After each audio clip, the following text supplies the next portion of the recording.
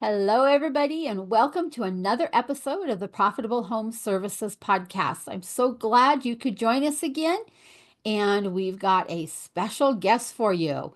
We've got Larry Wilberton from Super Tech U, and I will say in full transparency, I have been following Larry and Eric for a few years now. I love all the Wonderful. information they put out. I hop on their Facebook Lives when I can. Anything they have to download, I download it. They're probably wondering why I'm this name on their list who doesn't take action, just download stuff. But my action is I was able to get them to come on the podcast today. So, welcome, Larry. And I know you have some great information that we'll be sharing with our listeners today. How are you today, Diane? It's a pleasure to be here. Thanks for having me on the podcast. I'm quite excited. You're welcome. Now, you guys have been some of my heroes over the last several years as we've been building up and transforming our business from a traditional accounting firm to more of a coaching focused firm with accounting numbers as being secondary. Or as I tell people, I'm a recovering accountant because I really Exactly. want to bring more value than what an average accountant can bring. And that Yep. value is in helping these home service businesses become more profitable in their business.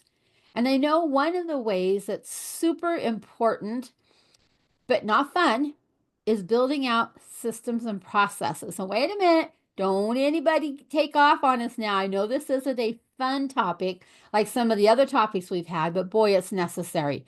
And without a good set of systems and processes, your business can't grow, it can't scale, it can't do anything but just lumber along, stuck in a rut type of a business. So, Larry, with that, I know that you and Eric spent a lot of time building out systems in your own business. Tell me a little bit about that journey. Well, I got to give a lot of credit to my business partner, Eric, because he was a systems guy. And I learned to adapt to many of the systems because I was the complete opposite. And he would build systems all the time in our business. And I don't even think he started out that way. We read The E Myth by Michael Gerber, and that was just all system oriented. Of course, it's growing your entrepreneurial mind from a technician's mindset. But when you put things, systems into place, it makes everything go more smooth and it makes your time more effective and you can measure things and you can see who's doing what they're supposed to be doing. And also at the other end, we learned that if you didn't put a system into place, a system would come into place nonetheless that you didn't create, and your team members doing their own system, which generally they try and do a good job. I mean, business owners kind of get crazy with their teams, if they're not doing good, what they're supposed to be doing, but they're just doing what they were told to do. Half the time as business owners, we had our business for well over 10 years before we sold it. All of our guys wanted to do a good job, and we learned that over the years, but we didn't give them any direction. And when they had no direction, it was a disaster. And we realized we didn't have systems, we didn't have leadership, we didn't have expectations for them on a regular basis. And when we put that all into play, all the gears in the business started going smooth and we started making really good money. And of course, we got to sell our business. And what sold the business was the systems that we had in place, the marketing systems that people can see outside, which attracts us a seller, the profits that we had once we showed our P&L. And then we just described how the business worked and we showed them. And that was something we were very proud of. If somebody ever visited us, they can see that we wanted a well oiled machine. We wanted to brag about our business. And we invite them in and show them things and introduce them to our team members. And that made a big difference. And it started with systems. And we had to get our team to buy into systems. I mean, right there, you're looking all the books, Mike Michalowicz books that you have behind you from Profits First. Those are amazing systems that you're talking about all the time. Being a recovered accountant, which is wonderful. I think that's the coolest thing in the whole world when you said that. But you learned that there were systems that would get you from point A to point B. You would make a goal to have whatever you were shooting for, whether it was a financial goal or a time off goal or whatever you're shooting for. You knew you had to do certain things to get there, and the systems would be created as you went along. And that's what the value of a system is. And people get nervous and scared of them, but they're only beneficial to you. Well, I'm going to say that now, with the advent of technology and AI and some of that stuff, it is so much easier to put together a system than it was when you were doing yours. When I was creating mine, it was pencil and paper. And it was Yeah. literally watching and writing every single step we did because we didn't have screen recorders. We didn't have Loom videos. We didn't have transcripts that can be turned into dialogue and documents. We didn't have that stuff when we were building them. And now there's so much out there that can help you create those systems that they're not as scary as it was when you sat down with just a blank piece of paper and a pencil and started writing down what the system potentially could be and then hoping somebody else could follow it. Yeah, the when we started making our systems, we had a flip camera, and it was this. It was great, and then you record the video on the flip camera, and then you download it to your computer, and then you upload it to YouTube or something, and there wasn't a lot of editing in the meantime. Now, or it started working once our business went along. We would just take the videos with our phone and edit them with our phone, so we could all the service for our people, the service process, we were able to videotape and show them what to do at the latter half of the business. And it made it so much easier. Mhm. And the thing was in the beginning with the systems, which I wanted to mention a moment ago, it's hard to get systems going. But if you just do one at a time, because One everybody at a gets time. overwhelmed, they want to do 10 of them at once. You And that's can't. such a losing proposition. You do one at a time until it's complete, until you have an accountability system so it stays in place. It's not even worth starting unless you're only going to work on one because you pick 10 of them.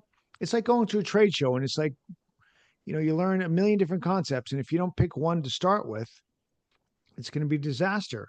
That the book, Keller Williams, The one thing. One Thing. I mean, that Pick makes something. so much sense. Yes. And you can start that with systems. You pick that one system with whatever technology you're using. It can be so easy, but if you're overwhelmed, you're not going to get any done. But if you pick that one system, you put it into play, and you have somebody accountable or a system to hold yourself accountable, and then you move on to the next one. And then it's actually that easy if you put that mindset into it. Mhm. Back when we were creating our systems, we did what we called the mom test. My mom, who knows nothing about accounting and nothing about any of that kind of stuff, we would have her come into my office and she'd sit there and she'd be all nervous and afraid and everything. And we would hand her a system that we had built and say, okay, mom, I'm going to sit here right beside you, but I want you to do the motions of whatever we've asked you to do because at some point it's going to break and I need to know where that is. And she's like, I'm going to break your system. I want you to break my system Yeah, please break the because then system. I That's knew that exactly I what I had want. a hole because the Yeah. curse of knowledge. I've done this for so many years. My brain is going to fill in that missing piece, but your brain won't because you don't know how to do this. And so we did the mom test over and over and over and over again until we finally had some systems that actually made sense. But it was funny how often we called her into the office for another round of mom test. Think of it was people that weren't your mom and you were paying them to be there. So you're Yes. paying them. They don't know what to do. They're not performing. You're paying them some more. Things work isn't getting done. You're paying them some more. They're unsatisfied. They're unhappy because there's no systems. And they leave or you let them go. And whose fault is it? It's ours because we didn't have a system. We Yeah. didn't In the have beginning, a though, we'd way. blame them. Yes, and we blame them. I coach with people all the time that do that. My team just won't do, blah, blah, grumble, grumble, grumble. And it's like, wait a minute. Before you're pointing that finger at them, you've got three of those other fingers pointing back at you. What kind of a leader have you been? What type of work have you done in the systems area to give them the foundation so they can be successful? You can't just hire them, hand them a set of keys, put them in a truck, and send them down the road and expect them to do it the way you want it done. It Yeah. And takes a I always big say investment. these concepts that we're talking about just with the system, we weren't trained growing up. They don't have entrepreneurial schools and they don't have concepts that we learn in grade school, high school or college. And when you start, your entrepreneurial journey, you have that entrepreneurial seizure to open up your business, and then you hire somebody and you don't realize you need to train them every single step of the way. I mean, some people are smarter, they catch on more than others, and some people aren't, not smarter, but they understand what you're doing, Mhm. and some people don't. But it's not their fault either way. It's only your own fault for not letting them know the expectations and how to do it thoroughly. And I was telling you earlier, I'm a big fan of Michael Gerber's The E Myth, and he talks to this specifically. You know, you became an accountant because you were probably good at numbers and you like doing it and you Yeah, you're a gravitated high towards it. school kid, and the counselor says you're good with numbers. You ought to go look at this Yeah. field. Okay. Okay. Yeah. But, and that's the whole thing. You're very good at it and you enjoy it. And opening a business is totally different than being an accountant. It is. It's the business skills versus accounting skills. It's like taking the best teacher in school and making them the principal. That's a leadership position, admin position. And, same thing as an entrepreneur. You've got to learn those business skills. And those business skills start with systems, in financials, which you're focusing on, in operations that somebody else is focusing on, in marketing and sales and leadership. And sometimes, if we all knew what we knew, maybe we wouldn't have even started a business if we knew we had to know all this stuff.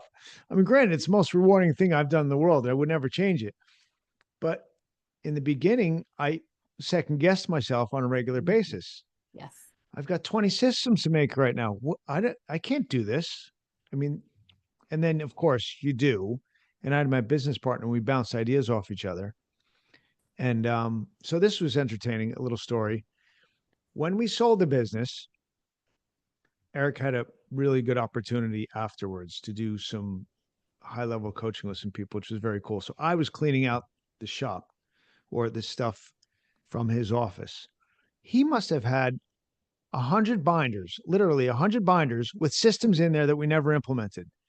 And I called him up. I'm like, what in the world do you do with your spare time? He's like, I just make systems. I'm like, you are such a geek. But that was valuable because he was making more systems than we can get to. But we did get to the ones we at least prioritize them and which ones. And that I learned, if you've got 20 systems, you just prioritize them. Which one is going to create the least or get rid of the most pain is how Yes. I do it. Right. Which one's going to make it my life easier? Which one's going to make the hammer come down on my head every 2 minutes stop? And then you just pick that pain and you pick that process, and it's not really difficult at that point. Once you change your mindset. And I'm And I sure it's the know same when you're talking to people. some of your team members feel threatened or can feel threatened by having to create systems because they want to put their arms around whatever it is that they're doing, and this is mine, hands off, this is mine, which is great that they've taken ownership in their position. Yes. But what they don't realize oftentimes is that that means they can never take a sick day, they can never take a vacation, they can never be out on a family emergency.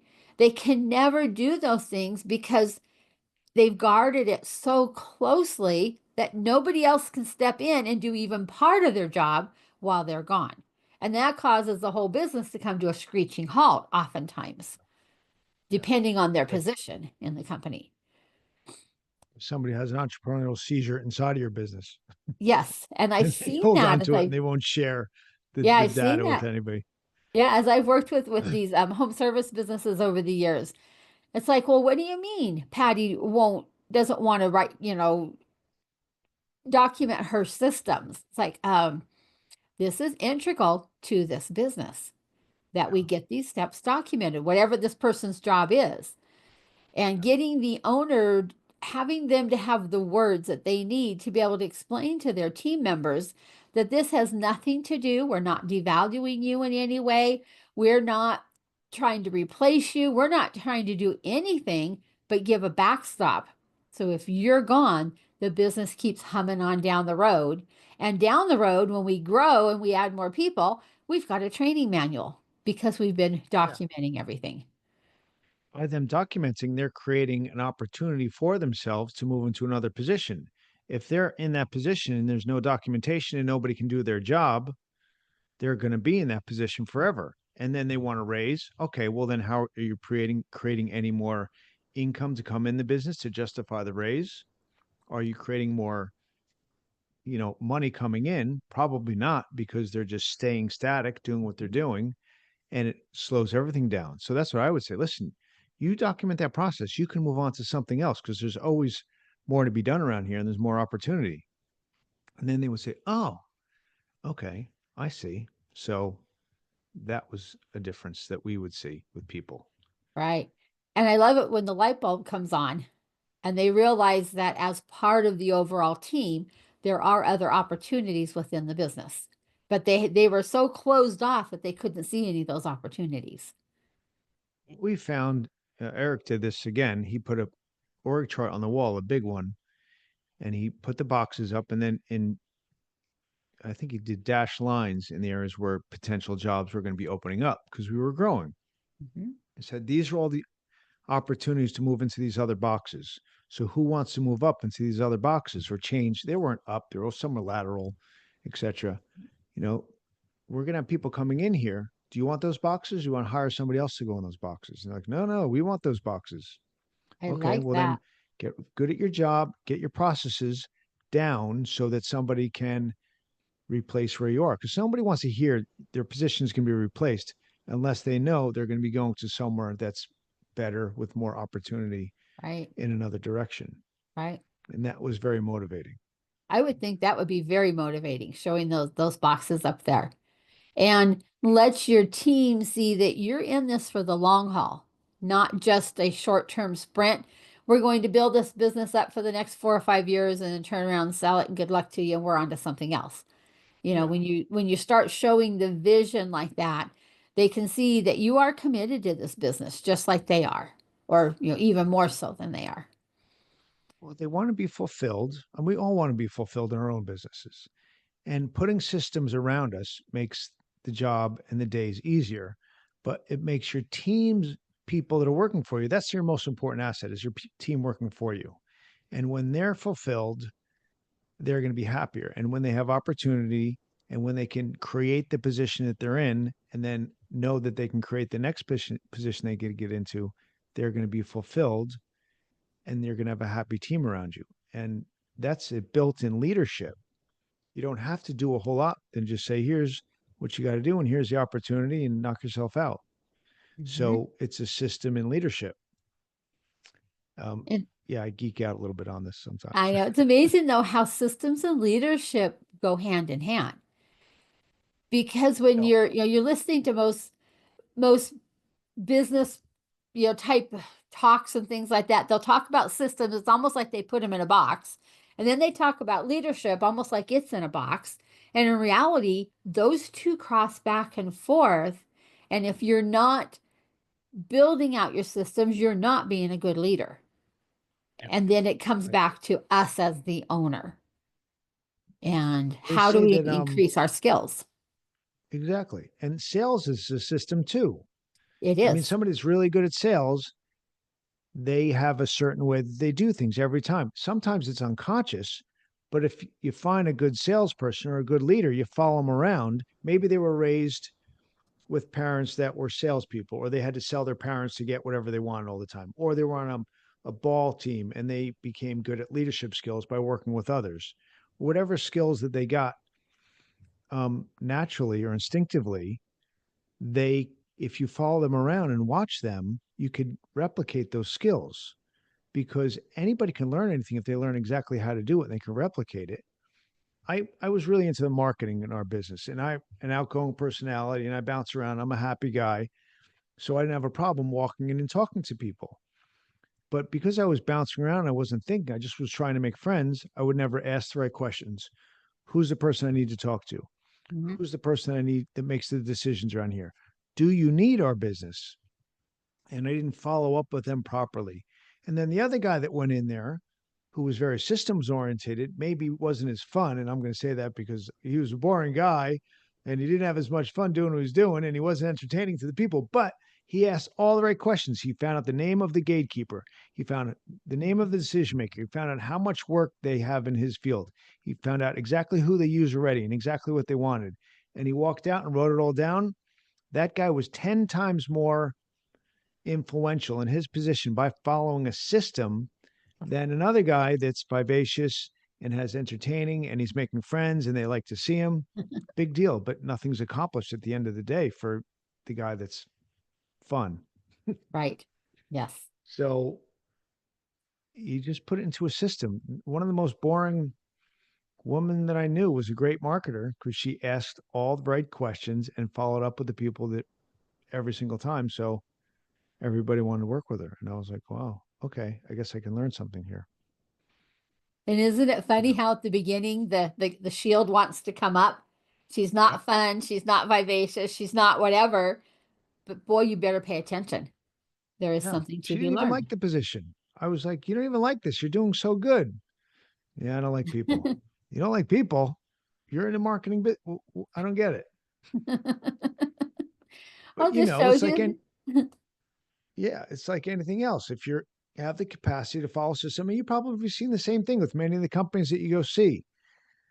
Somebody that is really good at business could be the worst person in the whole world, but they're doing all the right things. And you can find the best person in the whole world that's caring and kind, gives the best service, but doesn't charge enough.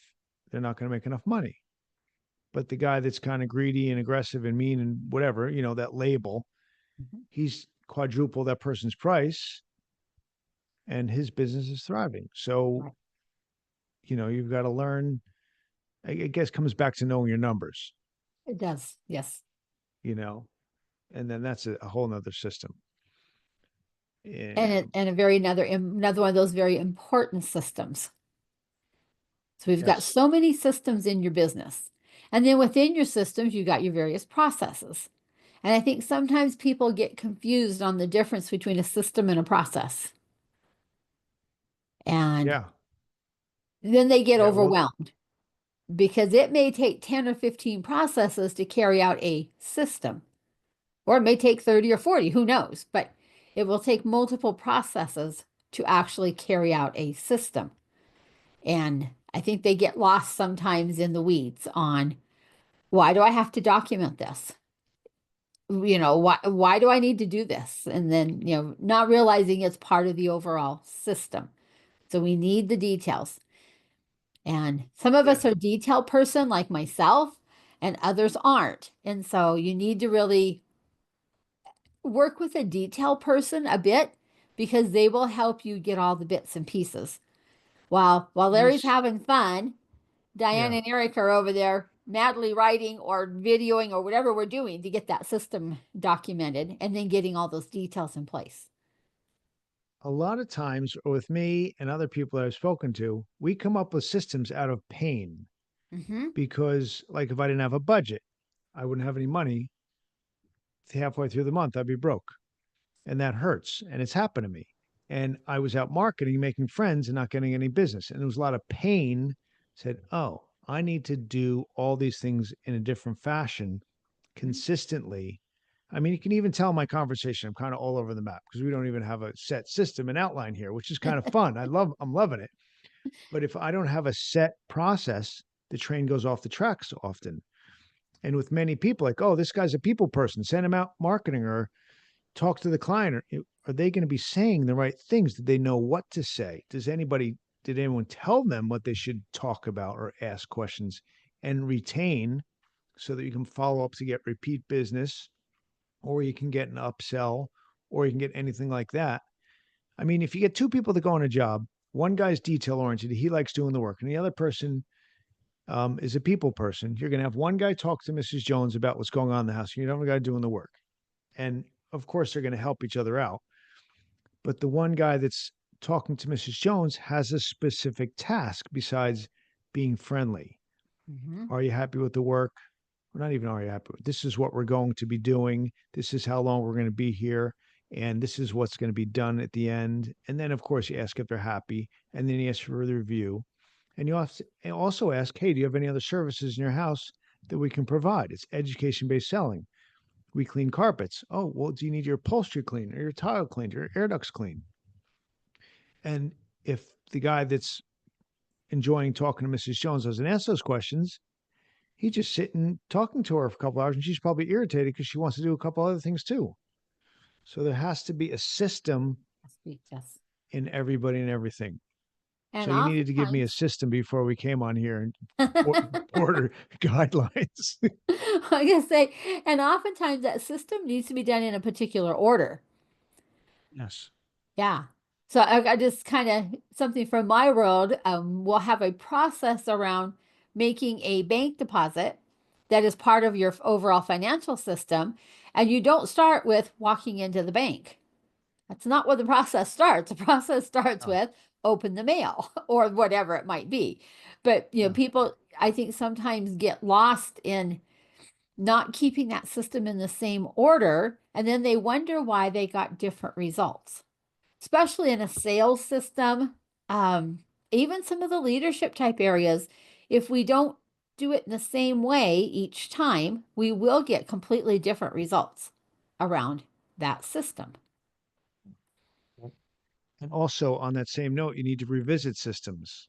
Yes, If you're doing something for a long time, just because you're doing it doesn't mean that's exactly what you're supposed to be doing. Like in our business, we thought we trained our technicians how to do the job itself, to do the cleaning or the water damage work or cleaning the air ducts, anything. We had systems for them to learn it, and they all understood the technical part. They were awesome at it, and also realized they can't relate to the client. They don't even like talking to the client. They're afraid of the client. And they would say the wrong things to them and they mhm, would cause problems explaining the job and the expectations. And we get callbacks and they defend the client.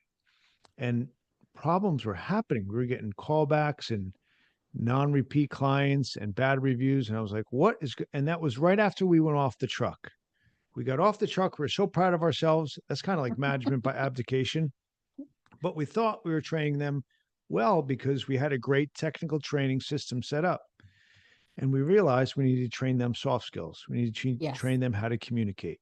We needed to train them how to have empathy and have skills to be able to relate to Mrs. Jones and mhm, care about her. And once they started doing that and appreciate, and it was, it was funny thing about that? Nobody ever taught half of these guys how to do these things. We no, were teaching but them skills that nobody ever talked to them about: personal development skills, in home behavior skills, education based selling. Like, oh my God, I'm like a used car sale. I can't say anything like that. I don't want to upsell. Oh my gosh, they'll hate me. Like, no, no, no, no, slow down. slow This down. is it's a disservice to your client by not saying, I also do this. It's no different than a plumber or an HVAC guy that's in the house saying, oh, you're having trouble with that? I can help you with that. The cost is going to be lower because I'm here right now. Same thing as if you're an accountant. Okay, cool. You're doing our books, every year, once a year. Do you need bookkeeping every month? And there's probably dozens of things that you can offer There are, somebody. right? Yeah. And And we are doing a disservice if we don't let them know that those other services are there.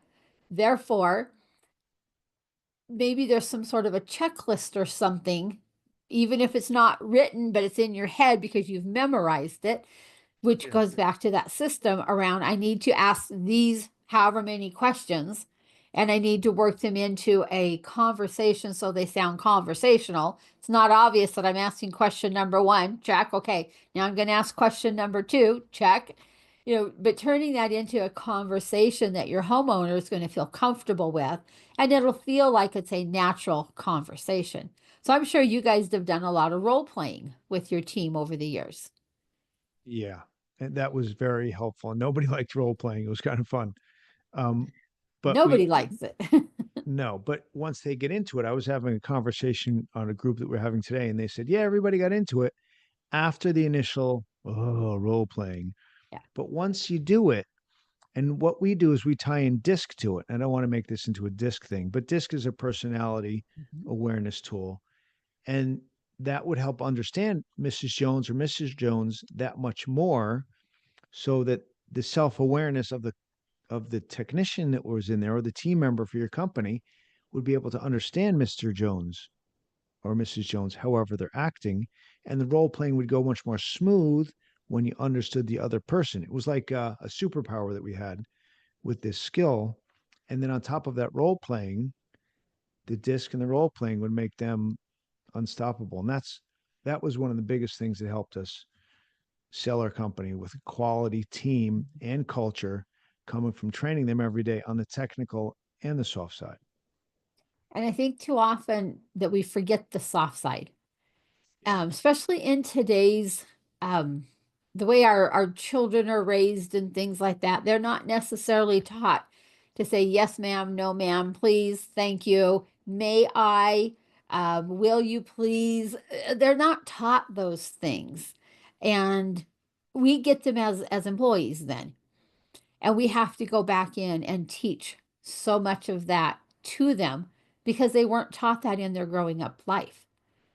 We used to get so mad when we'd have like a group of guys working for us, and women as well. And we're like, they don't know how to do all these things. We'd be so mad.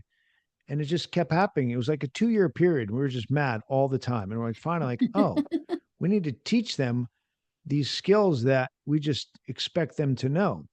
And we were mad we had to teach them. But once we got over that, I think we read Jocko Willink's book, Own Everything. No, it's Okay. yeah. Anyway, it's a great book about owning everything. So when we applied that to our lives and our business, that was it was amazing. That was the biggest game changer, one of the bigger game changers that we had. And he was Jacko. It was a great book. If everybody looks up Jacko, I'm looking at it right now because I can't remember. It was a super cool. And Yeah, that's he's a an book army I've not guy. read. So I Oh, will, really? yeah, we'll have to go pick that one up. Gonna have to look for it when I find it. I got his information right here, but I can't find it, so I need to focus on the podcast and not my phone Okay. right now because that's bad Okay. form. Maybe we can take that little piece for you. We'll find it, drop it down in the show notes. Yes, exactly. Yes. But Yeah. the thing is, when you own your stuff, you own your business, and when you own everything that your team does, then you're going to create systems for those team members. Because if you're going to own everything, um, you have to create parameters. You have You to do. create expectations, little processes that go along, and you have to communicate that on a regular basis. Because sometimes they go in one ear and out the other, and you're just like, and you have to figure out different ways. And that's what this super tech system that we have. And I'm not doing this as like a commercial or something. If you could take what I always tell people, you take a couple minutes every morning and you explain one skill to them that is needed in the business at the time. And you could come up with at least one every day. You explain why. You explain why something to your team. You stop, take a deep breath, and explain why something's important. That will make a huge difference Hmm. to your team at that time, and it will make more effect on them going forward. You don't have to tell them every other week. Maybe remind them once a year, because you take time explaining why and you give them empathy so that they understand the system and the process that you want done. Because people want to know why. They just want to be told what to do. Just Right. do this. Okay, I'm going to do that. Explain why, and you give me time and you give me energy. Then I'm more willing to follow that process and be accountable to the expectations. And that goes a long way. And that sounds suspiciously like a system. Yeah. Goes back. We can bring Book everything on the back to a system. yeah. My kids, I try and tell them this stuff and they just roll their eyes like, go away, dad. I want nothing to do with this. I remember when my daughter was a teenager, bringing her into my conference room, and I shut the door and I sat her at the conference table. And I looked at her because at that point in her life, I was below a rock. I was this whatever's under the rock is where I was in her eyes. And I looked at her and I says, "You do realize that people pay money to come talk to me." And that we were still pre-video and stuff. So in my conference room, they actually come in here and they pay money to talk to me. And they want to hear what I have to say. And she looked at me with this really puzzled expression on her face and she says, "Mom, why would they do that?" She could not understand that. Never mind. And out the door we went. Yeah. So I'm Yeah. You sure know, all now those that she's, meals that you, I'm oh, sorry. I said, I'm sure now that she's in her mid 30s, I've smartened up a little bit over the years. Yeah. Yeah. They start realizing, huh, I've had food on my table every single day for all these years, and I've had a roof over my head and clothes on my Yes. back and probably well taken care of. Yeah. It's not a wiggle in But your nose thing at all. um, But yeah, I think, and even in parenting, you know, people, we all focus on our business, but at the end of the day, we want to have our personal lives run we much do. more smooth. You got to manage your finances, you got to manage your relationships, you got to manage, parenting, like I was just saying, and managing all of that isn't, off the hip is doable, but the people that are most successful in the world, and I don't mean financially, I mean happy in general, Mhm. have a way of doing things. And they were conscious about the way they were doing things. And they came up with the way they wanted to do things. And they have expectations for themselves. And, in a weird way, those are personal systems that happen Yeah. all the time, to keep the house clean, to pay all the bills, to keep the car on the road, to maintain the car, to mow the lawn and all that stuff. It's just, they're all little systems and processes. And I think they get rejected because, like, I'm not working, I'm at home, I don't have a system. Systems happen at work. I'm at home, I want to relax. Okay, well, you're gonna relax with a broken down car, a weeded yard, and a dirty Yep. house, and an unhappy And family. and no clean clothes to wear and no food, nobody's cooking anything, and yeah, Yeah, everybody's hungry. yeah, Yeah. exactly. So, Yep. yeah, it's kind of interesting when you stop and look at it. But if Yeah. anybody can read the E Myth, that's where he breaks down the systems from entrepreneurial to manager to the technician. And once we get out of that technician mindset, like you were saying, you stepped out of it at one point and you're like, oh my gosh, this is magical. Just like when you explained the profits first and all those, instead of thinking like a technician, now you're thinking like a manager and an entrepreneur. And like you were saying earlier, the light goes on. When you see the light goes on in someone's eyes, so go on someone's eyes, it fulfills you, like It's you were the saying earlier. most rewarding part of my job is when I'm sitting there working with a home service business owner. Whether we're talking about profit first or we're talking about uncovering some hidden profit leak in their business, and the light bulb goes on and they light up, and I went, score. Yeah, Yes, that worked.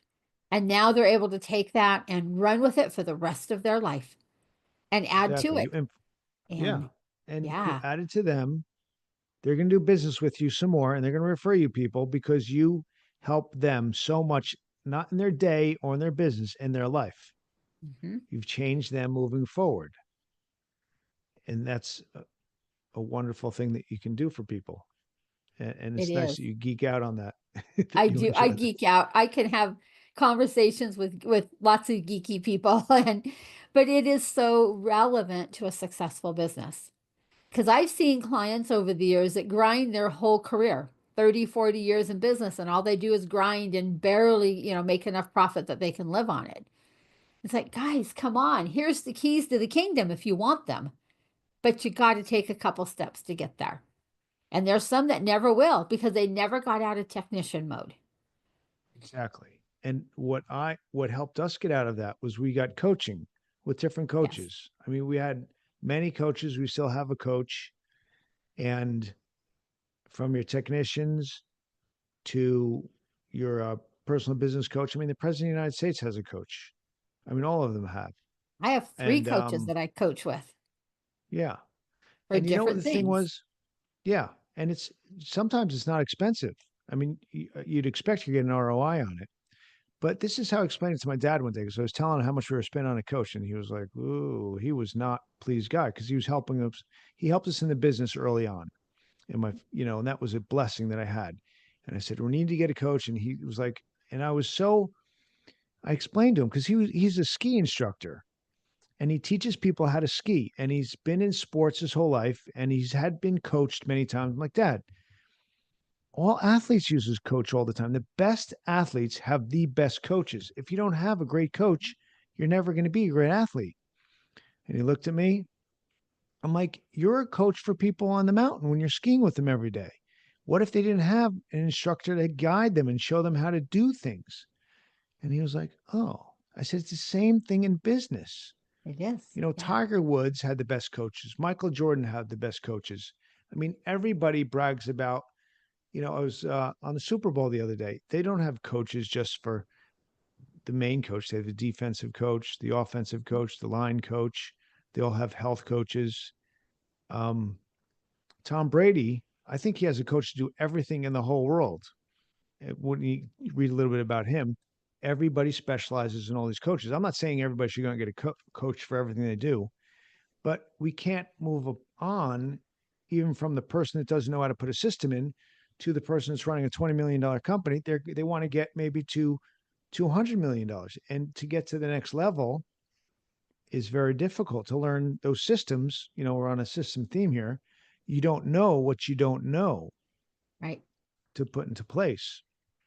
So I talked my dad into thinking it was valuable, and now he believes in it. And now that we're Uh-huh. coaching people, he's like, "Oh, okay, I guess things working out He pretty sees well for you." how it works. Yeah. Yeah, I know one of my coaches is an implementation coach, and we always there you laugh go. and say she makes us eat our vegetables and she pushes you off the cliff without a parachute. Yeah, You're going to figure it out on the way down because she yeah, pushes you. But would I be where I am today without her? No, because you need that person who's already been there, already done it, and done it well to be able to show you how to step in those same footsteps and achieve a similar result, or sometimes even a better result, you know, yeah. Well, depending on those skills coaches and that, things. Yeah. yeah, they push you out of your comfort zone, and that's what's valuable. She's pushing you out of your comfort zone. She's throwing you off the cliff, telling you to figure it out. And sometimes you do that too much by being entrepreneurs, the entrepreneurial seizure and everything. You're like, whoa, I can do this. And you have no clue, and you're just not going without direction. But if you have proper direction and you're out Mhm. of your comfort zone, that's winning, because you're expanding your knowledge and your abilities and who you are as a person in business and personally. And you would never do those things if you didn't have anybody No, pushing you you in would that direction. you'd stay where it's comfortable. Yeah. Yeah. And I don't know. Most people are entrepreneurs, they can get out of their comfort zone easier, I think, because you have to. You're You just have to. forced into it. Yeah. Yeah. And the most successful ones seek quality coaching so Hmm. that they can grow, not, in a more of a linear fashion, because, growth is not straight at Yeah. all. But you try and reach that goal in the distance as much as you can. And then, as you know, you're going along and you're learning a million things, the goal changes on a regular basis. You have to Yes. reevaluate. Hmm. Okay, that's where I'm going. Okay, now is that where I really want to go? I mean, and I have to I reevaluate my goals on a regular basis. Okay, because even starting, you make your goals in January and your big plan for the year. How often does it happen where you get 6 months into it, or 3 or 4 months into it, and you get a huge opportunity this way or that way, or your mind shift happens? And like, oh no, Hmm. that's not where I want to go. I want to go over there. So you have to redirect and rechange Redirect, everything, and right? Yeah. and that's amazing. That's where you're really out of your comfort zone, and Yes. Yeah. jumping out of the plane without the parachute. Well, Larry, this has been so great to get to talk to another person who understands and appreciates the value of systems and processes. But now I want to turn it over to the magic question that we try to ask at the end of every podcast episode. I'm going to pull my profitable bucket up here. Okay, time to put some money in the profit bucket and talk about a hidden or unique profit leak that you see when you're working with guys and gals in the home service industry. You know, this is something, and I'll try and be concise and clear about it. Um, Job costing, and Oh, everybody goes, "Oh," definitely. because we started documented the job costing. Your cost of goods sold on that particular job. Of your labor, the travel time, your parts, whatever expenses, whatever you're paying for. And when you stop to look at it, so many things happen. And my wife has a plumbing company, and I have a blackboard in the other room, and she was asking me about job costing. I was doing a Facebook Live about it, and we started breaking down all of her jobs. And I could go into a lot of detail about it, but she realized she wasn't charging enough for many of the specific, they do a lot of water treatment. So you have to do things consistently at home. So you buy a maintenance contract and you do things. And I said, well, let's break this down. Just this contract, you sell a lot of them. She was making like 10 or 20% on each visit. And that's not enough to keep a business going. That's almost Wow. losing. And that's practically costing you money when you count in the overhead and the profit, because the overhead takes up that 20% and there's literally no Yes. profit in there at all. And I was like, oh my gosh. And she was saying, oh my gosh, look at that. And I said, well, let's look at a couple. And most all of her jobs weren't that way, but she went into her business and changed things how it did. And another quick story on that, and it's been working well. That was a couple months ago, and she's changed an awful lot. Her profit margin has gone up dramatically. But we had a board on the wall, and we'd have a bunch of carpet cleaning jobs. Use carpet cleaning jobs as an example, and it would say the percentage made, and if they reach, their numbers, and then it would say who did the estimate, who's on the jobs, and it would show patterns. And it showed a pattern for me that all of my jobs weren't making their numbers. And we're looking at them, and the guys came in and we're having a meeting. And we're talking about it. They're like, well, because you don't charge enough. And I'm like, what do you mean? I look at my numbers. I've charged. Yeah, well, you give away the rug and you give away the extra room and you give away the sofa. I'm like, well, that's what it took for me to get the job. Well, yeah, but we're not making money on those jobs. And they were so hot. My team was angry with me. And I said, and they said, you're not even allowed. They were so mad at me that day. It was so funny because we empowered our team because we wanted them. That was part of our leadership. We wanted our team to have a voice. They said, you're not allowed to go on any other estimates. And I was like, at first, my feelings were hurt.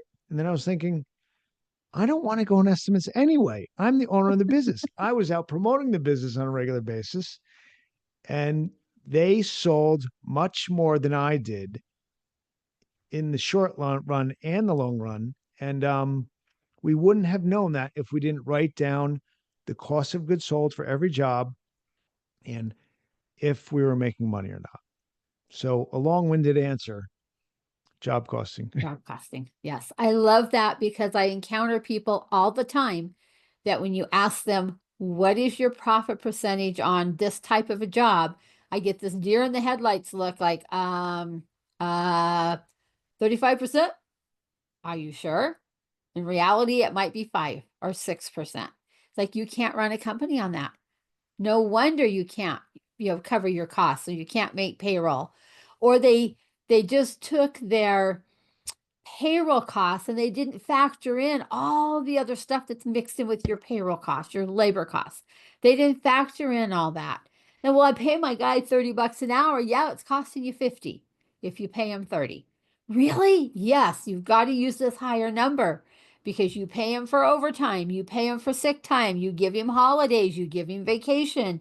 You've got the windshield time, you've got all the stuff that all factors into that. So you've got to use a higher number. And it's been very eye-opening over the years to watch them as they realize that they didn't truly know the cost of their different kinds of their jobs and to get those numbers in a line where they should be. So When you thank you. look at it, all of a sudden you realize those 3 trips to Home Depot on every job because you forgot to put the parts on the truck, you You there killed your goes all your profit. profit. It's You all just didn't gone. have any profit. Yeah, But you if you did had a that job for system free. and a checklist to put all your parts on your truck and a day in advance, you would make sure everything was at the shop that you needed. Yes, Then all of a sudden, that system saved you a whole lot of money. it did. Yes. Well, Larry, thank you so much for joining us. This has been a fun conversation, and I'm glad we are able to discuss this topic. Hopefully, our listeners have had some fun along with learning some great concepts about systems and processes. Where can they reach out and find out more about you and the programs and I know you guys do coaching and stuff yourselves. Where can they learn more about what you guys have to offer? If you go to Super Tech University, we've got all kinds of information there, and it explains kind of what we do with training technicians in soft skills. And if you go to our Facebook group, Super Profit Community, we have a lot of different things that talk about the retreats that we have, and we have other mastermind classes, and we do a lot of free training um, on the Facebook Lives once a week. And the idea is to help, givers gain. It's the BNI idea. I'm going to help everybody with whatever they want to do, and they're going to trust me, and they're going to want to have a relationship with Super Tech and myself, and that's where we're going to get business back, and there's going to be value for them. So yeah, supertechu.com. My email is Larry at supertechu. If you have any questions, or go to Super Profit Community on Facebook, and then you can see you there too. Well, thank you for sharing all that. And again, thank you, listeners, for joining us for another episode. And we'll catch you on an upcoming one. Thank you so much. Bye bye.